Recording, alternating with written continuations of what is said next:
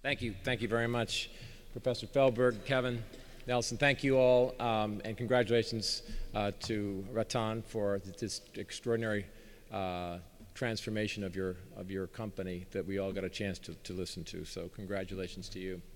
I want to thank the several people who are here in support of us tonight.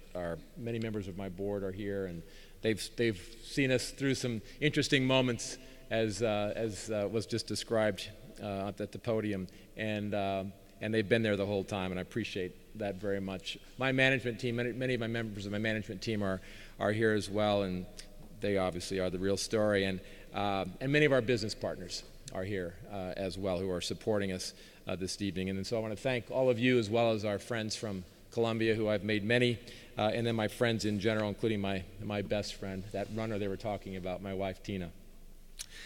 So typically you might not associate a Deming model with a customer-driven business, non-manufacturing like Macy's or Bloomingdale's, yet his 14 principles are very tied to the way that we operate in our company. Because Deming talked about teamwork, he talked about vendor collaboration, he talked about communication, motivation, and precision, and management effectiveness. These are all things that every retail organization needs to find success, and they're all aspects that we talk about every day in our own company. As was mentioned, we have about 180,000 employees full-time, but we also ramp up. Our industry ramps up quite a bit over these next couple of months. In our case, we're hiring an additional 80,000 people just for the holiday period, and that's good and challenging at the same time. And one of Dr. Deming's teachings is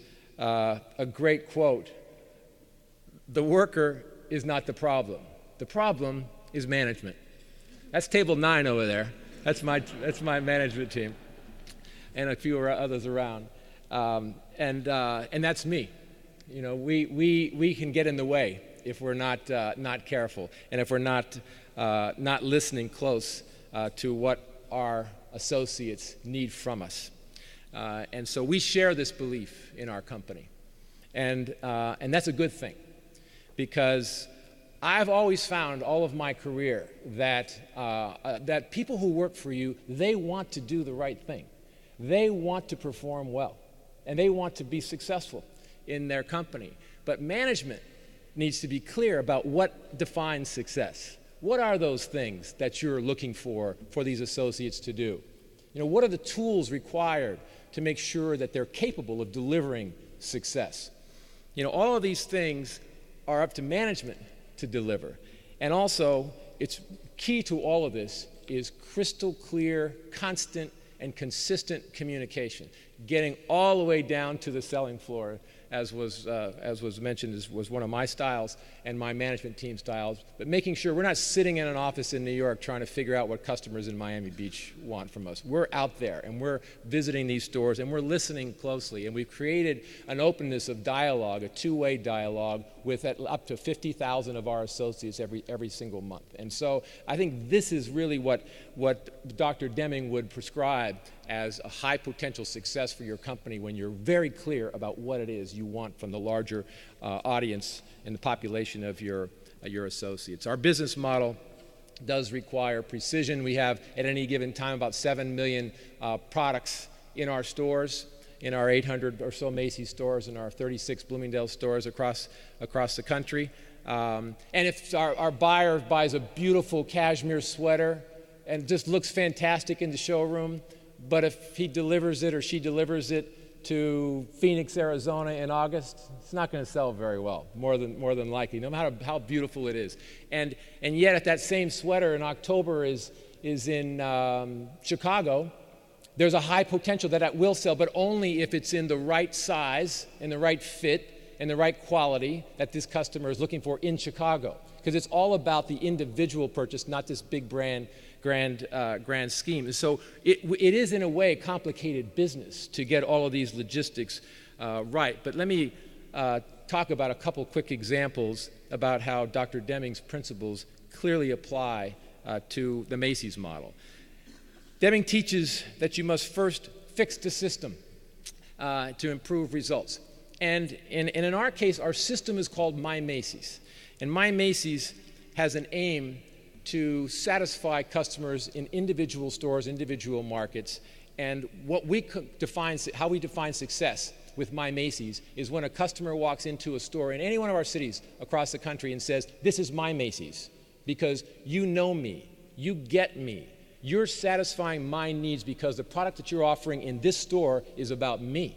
And it's very different in Minneapolis than it is in Orlando. And so trying to get into these details is a critical aspect of everything that we do.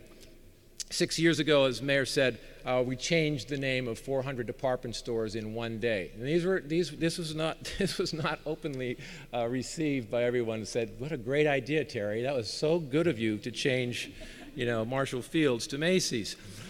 It was not necessarily popular in any city, but we did it with a great deal of caring and listening and meeting with people in each of these cities and talking about the business model. And the business model started with, we were not a national company.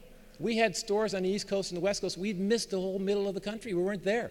And I couldn't advertise on the Macy's Thanksgiving Day Parade, which used to drive me crazy because it's the third most watched television program on earth.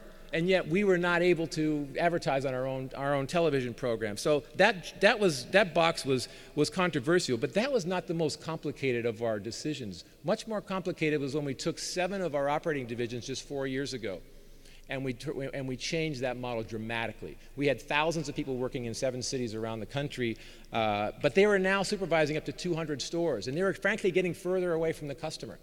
And so we changed that entire model to replace it with 69 small districts with 20 people in each one of these markets. They now supervise 10 stores. They know the customers. They know our top sales associates. They know our management locally.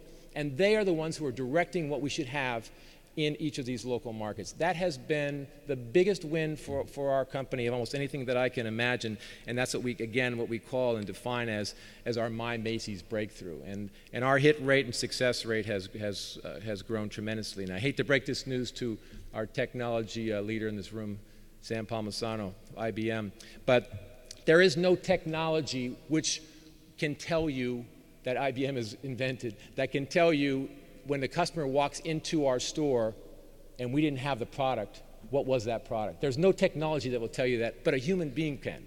And so we put these educated individuals out to tell us this information and to make sure that our strategy is a human-driven strategy with assistance by technology. So we did all this. At the same time, we took out $500 million of operating cost out of the business by changing our structure, and I know that would make Dr. Deming very happy.